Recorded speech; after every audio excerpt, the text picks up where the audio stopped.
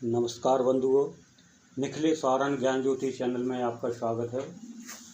मित्रों, आप इस चैनल को बहुत लाइक करते हैं, सब्सक्राइब करते हैं, शेयर भी करते हैं, हम इसके बहुत आभारी हैं। साथियों, आज एक कहानी के रूप में एक साधक के जीवन की सत्य घटना के ऊपर मैं आपसे चर्चा करता हूँ। वह गुरुदेव के पुराने शिष्य हैं और गुरुदेव परम तत्व श्री नारायण गुरुदेव और जिनको निखिलेश सारण के रूप में भी कहते हैं, उनके शिष्य हैं। और उनसे जब मेरी बात हुई तो उन्होंने बतलाया कि जीवन के अनुभव हमारे तो बहुत हैं, तो हमने कोई आप अगर अनुभव देना चाहते हो तो दे सकते हैं। बोल ठीक है, आप हमारे अनुभव देना चाहते हो तो हम बतला देते हैं, लेकिन हमारी किसी तरह के मोबाइल नंबर या नाम इत्यादि आप गुप्त रखें। मैंने कहा ठीक। तब उन्होंने बताना चालू किया कि जब उनके पिताजी का एक स्वर्गवास हुआ, देहावसान जिसको कहते हैं, तो उसमें एक विधा होती है कि अस्थियों को लेकर के गंगा में विसर्जित करना पड़ता है।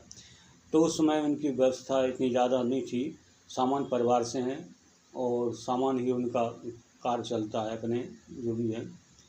तो करीब 15-16 जन हो गए, यानी इसमें लेडीज़ ज़्यादा थी, आदमी तो 1-2 जन थे, बच्चे भी 2-1 थे। तो उनको सब लेकर के और उनके लिए इलाहाबाद जाना था, प्रयाग जिसको आज कहते हैं। और उस समय माघ के महीने में जो कुंभ पड़ता है, कुंभ स्नान, वह पर्व था और अमावस्या की तिथि थी, तो अमावस्या का स्नान था, इसमें बहुत भीड़ चल रही थी। तो जब ये स्टेशन पर पहुँचे तो इन्होंने टिकट लिया। टिकट लेने का जब देखा तो भीड़ इतनी ज़्यादा कि जितनी प्लेटफार्म पर नहीं उससे 4 गुनी भीड़ प्लेटफार्म के बाहर खड़ी है। और जब ट्रेन यार्ड में से आई, तो यार्ड में से जब ट्रेन आ रही थी बंद करके, तो वहीं से भर के आई और जैसे ही ट्रेन आई तो और भीड़ हो गई। अब मैंने विचार किया कि इतने 15-16 लोगों को लेकर के हम कैसे यात्रा करेंगे, और अस्थियाँ लिए हुए तो रुक भी नहीं सकते, वापस भी नहीं जा सकते हैं। सोचा ठीक है, देखेंगे सुबह कोई और व्यवस्था होगी। लेकिन तभी मन में विचार आया कि चलो एक बार ट्रेन को देख लेते हैं। तो अस्थियों की जो थैली होती है उसको हम वहीं अपने सामान के पास रख करके ऐसे ही मन से और ट्रेन देखने चले गए। ये सामने ट्रेन खड़ी थी, कितनी लंबी है, कितनी भरी है, एक जिज्ञासा अंदर आई। लेकिन जब वहाँ देखा क्या, देखो प्रभु को अगर ले जाना हो तो ले जाएंगे ना, क्या करते हैं गुरुदेव जाने, मन में एक विचार था। लेकिन जैसे ही बीच में जब ट्रेन देख रहे थे तो उसमें देखा कि एक कंपार्टमेंट है, डिब्बे के अंदर अंधेरा, उसमें केवल एक व्यक्ति बैठा जो सफ़ेद कपड़े धोती कुर्ता पहने। उसने हमारी तरफ देखा, भैया जो साधक हैं वो बता रहे, बोले उस साधक की तरफ देखा, साधक ने उनकी तरफ देखा और तुरंत वहाँ से लौट कर ये डिब्बा तो खाली है कंपार्टमेंट। सबको बताया चलो चलो एक डिब्बा खाली है। तो जैसे ही आवाज़ हुई तो सारी भीड़ भी चलने लगी। तो लेकिन जो इनके जो 15-16 जो भी जन थे वो बैठ गए और बैठने के बाद वो डिब्बा पूरा भर गया। जब ट्रेन का डिब्बा भर गया तो ये ढूंढ रहे थे वो खाली डिब्बा कहाँ, लेकिन डिब्बा तो पूरा भर चुका था। जब आवाज़ दी तो लोगों ने कहा कि हम तो यहाँ बैठे हैं। उस समय तो अफरा तफरी के उसमें किसी तरह की कोई चर्चा नहीं हुई, बैठे रहे कि चलो भाई ठीक है, प्रभु की कृपा से, गुरु की कृपा से हमें जगह तो मिलेगी, कम से कम जैसे भी हुआ वैसे अपने कार्यक्रम करने के लिए पहुँच तो जाएंगे। जब ट्रेन चलने लगी तो चलने के बाद में फिर ज़रा सुकून मिला, ज़रा भीड़ भाड़ थे। तब पूछा क्यों आप लोग इसमें ट्रेन में चढ़े, तो कोई दिखा था?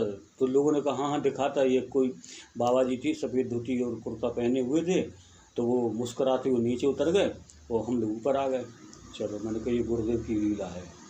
ऐसे ही ऐसे धीरे धीरे ट्रेन बहुत लेट पहुंची, लेकिन वो प्रयागराज में, इसको पहले इलाहाबाद कहा जाता था, वहाँ पहुंची। पहुंचने के बाद में जब वहाँ देखा कि अब जो है कार्यक्रम किया, अस्थि विसर्जन जो भी पूजन वूजन इत्यादि होता है वो सब किया। करने के बाद में वहाँ जो लोग थे साथ में, कुछ साथ में गए थे, तो कुछ उन लोगों ने भी संग छोड़ दिया। वो कहने लगे हम तो आइए अपने मेला देख के आएंगे, कुछ साधु संतों के दर्शन करके आएंगे। तो मैंने ठीक है आप लोग जाओ। तो वहाँ एक बात ये आती है कि प्रभु के सिवा कोई नहीं है। जो लोग साथ में आए थे उन्होंने ही संग छोड़ दिया। वहाँ एक बैराग जैसी भावना हो जाती है, हर किसी की होती है। इसी भावना के साथ में मन में विचार हुआ कि अब जो है घर पहुंचना है जल्दी से जल्दी, तो किससे पहुंचा जाए। मन में विचार, बोले चलो बस देखते हैं। तो बस का पता किया, तो बस वाले ने कहा कितनी सवारी हैं आप। तो हमने कहा बाकी लोग तो चले गए, 7-8 जन और बचे हैं। बोले ठीक है, हम 8 सवारी के लिए बस खड़ी किए हैं और हमें करीब 5-6 घंटे हो गए खड़े किए हुए कि 8 सवारी और मिले तो हम चले, आप आइए और चलते हैं। जैसे ही बस में बैठे, बस स्टार्ट हुई, अपने गंतव्य की तरफ चलने लगी। सुबह 4 बजे उसने जो है हमें अपने स्थान पर उतार दिया और उतार करके अपने घर आए। गुरु की बहुत बड़ी कृपा हुई, जो कि ऐसी भीड़ में ऐसी जगह वो अपनी लीला उन्होंने दिखाई, और साधक का कभी मनोबल टूटने नहीं देते हैं। तो ये उन्होंने अपनी बात बताई कि इसमें गुरुदेव तो हर क्षण रहते हैं, लेकिन बात यह है कि जब व्यक्ति ये सोचता है कि ये मैं हूँ और ये सामने गुरुदेव है, तो उसमें थोड़ा सा फर्क रहता है, क्योंकि साधक में और गुरु में कोई फर्क नहीं है। क्योंकि गुरु जो है साधक के प्राण तत्व में विद्यमान रहता है, वह गुरु परम तत्व है, साधक प्राण तत्व है। जब एकाकार दोनों हो जाते हैं तो उसमें किसी तरीके के दर्शन करना, अनुभव करना या कोई जैसे सपने के माध्यम, ये चीज़ें उतनी नहीं हो पाती हैं, ख़त्म हो जाती हैं। कई लोग ऐसे कहते हैं कि भाई हमें तो ये अनुभव आया, हमने ये साधना की, हमें इसके दर्शन हुए, ये हुआ। ठीक है, उनकी भावनाएं अच्छी हैं, उनको दर्शन होते, बहुत खुश किस्मत वाले हैं। लेकिन जो साधक गुरु में विलीन हो जाता है, जो साधक गुरु के अत्यंत निकट पहुंच जाता है, वह उसके लिए इस तरह के बाह्य काल्पनिक कहो या अनुभव कहो, सपने की ये चीज़ नहीं आती है, क्योंकि वो तो उसी में विलीन हो गया, गुरु तत्व में। उसकी एक अवस्था अलग आ जाती है। गुरु तत्व में विलीन होना ये गुरु की कृपा से ही संभव हो जाता है। जैसे कहते हैं कि सोई जाने जो देह जनाई, और जानत तुम्हें तुम्हें है जाई। जब गुरु कृपा करते हैं तभी किसी तरीके की सही स्थिति पैदा होती है। और कोई भी साधना करो, आप कुछ भी करो, सबसे प्रथम गुरु है। अगर आपने गुरु को ही धारण कर लिया तो आपकी सारी साधना हो गई, सभी हो गई। गुरु ने ये जितनी साधना, उन साधनाओं के बारे में ये नहीं कहा कि इन साधनाओं को ना करें, इसलिए कि भौतिक जीवन है, उनकी भी आवश्यकता है, इसलिए उन्होंने उनको साधना को रखा एक बाह्य पक्ष के लिए। लेकिन अंदर का ये कि आप जो है उस परम तत्व में उसके दर्शन करें, उसमें विलीन हो जाएं, जो शाश्वत सत्ता है परमात्मा की, उसकी तरफ इशारा किया उन्होंने, जिसको दूसरी भाषा में कहते हैं मोक्ष। यहाँ जब उनसे चर्चा हो रही थी तो उन्होंने एक बात और मुझसे बताई कि बंधु, एक तो दीक्षा वो होती है जो भौतिक देह से भौतिक देह होती जाती है। जैसे गुरुदेव के पास गए, गुरुदेव ने दीक्षा दे दी, तो इसमें भौतिक देह से भौतिक देह में दीक्षा दी है, ये सामान्य गति है। लेकिन गुरुदेव किन्हीं किन्हीं शिष्यों के लिए सूक्ष्म देह से दीक्षा दे देते हैं, सूक्ष्म देह से दीक्षा दे देते हैं, उनको स्पर्श करते हैं, दीक्षा दे देते हैं, वही चेतना आती है। तो जिनके साथ ऐसा होता है वो समझ लें कि पिछले जन्म की कोई साधना तत्व उनका बढ़ा हुआ है, और गुरुदेव ने कृपा करके आपको वो विशेष दीक्षा दी है। इसमें ऐसा भी हो सकता है कि सिद्धाश्रम के ऋषि हैं, मुनि हैं, योगी, सन्यासी हैं, वह गुरु का ही रूप धारण करके, गुरु जैसे रूप धारण करके, वो तो हो जाता है उनको, वो सब एक ही है, तो आपको आएँ और सूक्ष्म रूप में दीक्षा दे जाएँ। ऐसे बिरले ही जो पहुँचे हुए संत महात्मा हुए, कई संत महात्माओं के ऐसे अनुभव सुने हैं, वो यही बताते हैं कि हमने अपने गुरु को देह से नहीं देखा, लेकिन सूक्ष्म रूप में उन्होंने दीक्षा दी, और उनकी दीक्षा की कृपा से ही आज हम फलीभूत हैं और बहुत कुछ उनका एक अनुभव होता है। तो इस तरीके से आप ये ना सोचें कि गुरुदेव की सत्ता अब है या नहीं है। गुरुदेव की सत्ता हमेशा थी, है और रहेगी।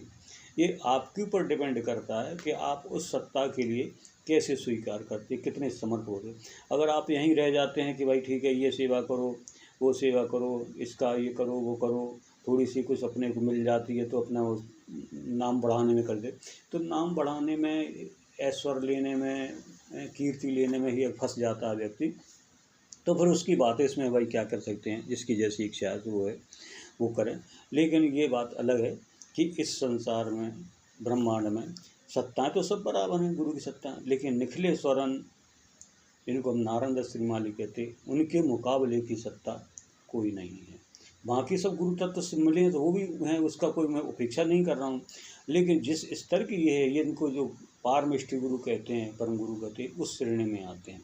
क्योंकि ये तो आप शिष्य हैं तो ये देखा कि गुरु की कई श्रेणियाँ होती हैं, गुरु, सदगुरु, परम गुरु, पारमिष्टि गुरु, इस तरीके से हैं। तो ये सबसे उच्च कोटि की श्रेणी में हैं, जिनके दर्शन करने को देवता भी तरसते हैं।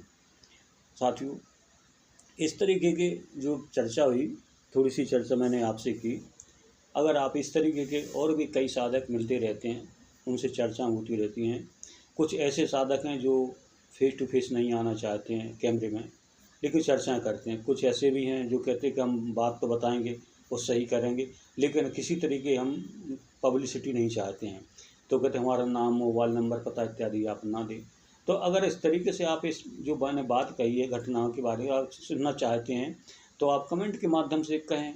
तो आगे जो भी मेरे लिए साधक मिलेंगे, गुरु भाई मिलेंगे, या जो भी लोग मिलेंगे जिनकी साधनाओं से, अन्य साधनाओं में उनके अगर अनुभव हैं, तो मैं आपके लिए ऑडियो के माध्यम से इसी चैनल पर फिर मैं आपके सामने प्रस्तुत करूंगा। इन्हीं शब्दों के साथ सभी लोगों के लिए बहुत बहुत धन्यवाद।